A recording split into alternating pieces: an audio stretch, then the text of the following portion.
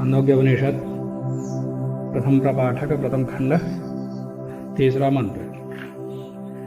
सह एषः रसानां रसतमः परमः परार्ध्यो अष्टमो यद उद्गीतः।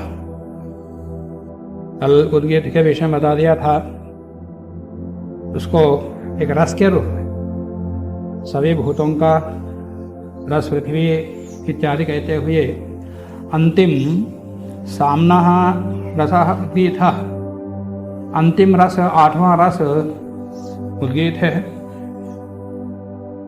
सबका तात्पर्य, सबका गूढ़ आशय इसके अंदर निहित है, ऐसा अभिप्राय रस शब्द से बता दिया था। उसी रस के विषय में कहते हैं कि सह एषः रसानां रसतमः परमः। ये जो रस है, सभी रसों में जो 8 प्रकार के रसों का वर्णन किया गया, 8 प्रकार रसों में यह रसतम है, उत्कृष्टतम रस है और ये परमा श्रेष्ठ है। इससे बढ़कर के कोई श्रेष्ठ नहीं है, अत्यधिक श्रेष्ठ रस है। और परार्ध्यो अष्टमः यद उद्गीतः, यहाँ पर अर्ध शब्द का तात्पर्य अन्यत्र भी आता है। पितुरार्धम इयाय आगे आएगा छांदोग्योपनिषद में ही, और राज्ञोर्धम इयाय। तो वहाँ पर पितुः अर्धम इयाय, पितु के स्थान को प्राप्त किया। तो इस प्रकार स्थान के अर्थ में आता, माने ये उत्कृष्टतम स्थान को प्राप्त किया हुआ, अंतिम स्थान को प्राप्त किया हुआ, ये 8वां रस है। परार्ध्यः अष्टमः यह उद्गीतः, यह को यहाँ नपुंसकलिंग छांदस के कारण से हो गया। यह उद्गीतः, जो उद्गीत है वो अंतिम 8वें स्थान को प्राप्त किया हुआ है, अंतिम रस है। तो इस प्रकार से अंतिम गूढ़ आशय है। वेद आदि शास्त्रों का अध्ययन करते समय परमात्मा के भिन्न नामों से वर्णन मिलता है।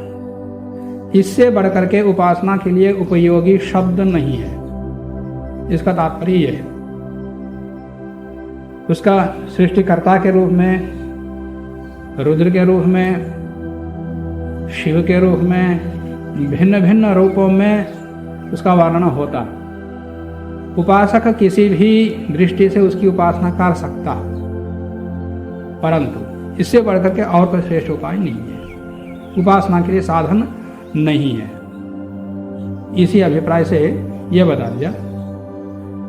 इसका दूसरा अर्थ यह भी हो सकता है कि यहाँ रस का अर्थ परमात्मा भी ले सकते हैं, क्योंकि उद्गीत को अंतिम रस का, उद्गीत का तात्पर्य ओंकार।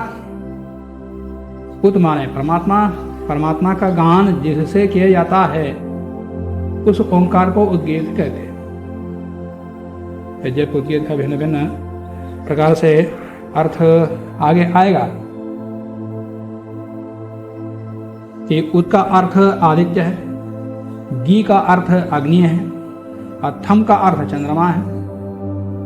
उत का अर्थ साम है, गी का अर्थ ऋक है, और थम का अर्थ यजु है, और उत का अर्थ प्राण है, गी का अर्थ वाणी है, थम का अर्थ मन है। इस प्रकार से और भी अर्थ आगे आएंगे। जब मैंने बताया कि वो जैमिनी उपनिषद ब्राह्मण का है, मैंने अधिभूत, अधिदेव और अध्यात्म की दृष्टि से और अन्य दृष्टियों से भी इसके अर्थ का वर्णन हुआ।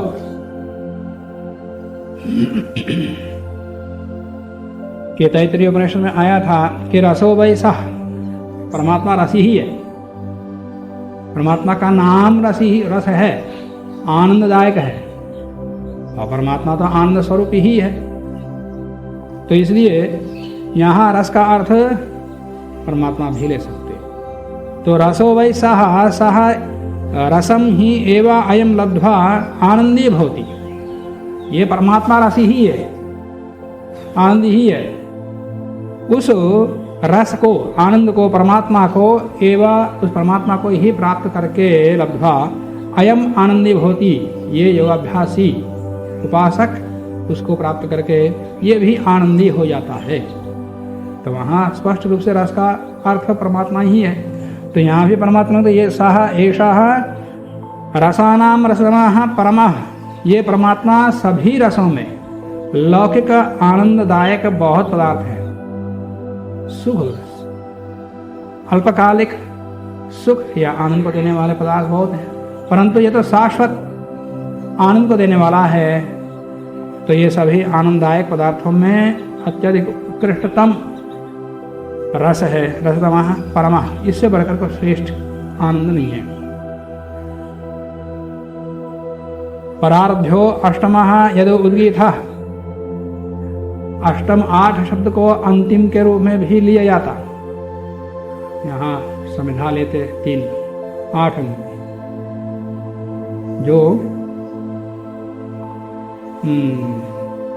अल्पतम परिमाण को लेकर के मापते हैं। आजकल तो टेप आदि मीटर आदि आए हैं, तो पहले कैसे मापते? अंगुली, इंच, इंच मान लो, या अंगुली पितास्ता आदि है। तो 4 अंगुल है, 4 अंगुल, इससे अधिक माप नहीं है। अंगुलों में मापना हो किसी छोटी चीज को तो इससे अधिक माप नहीं है। फिर करना हो तो इसको और बढ़ा, इसको बढ़ाने का तो और कोई उपाय नहीं है। फिर उसके बाद वितस्ता और हस्त आदि है। तो ये 4 साल में कितना हो जाता है? 8। तो 8वां अंतिम हो गया ना, अंगुलों में अंतिम स्थान। तो अष्टंगुल 8 ही लेने की आवश्यकता नहीं है, अंतिम स्थान। परार्ध्यो अष्टमः,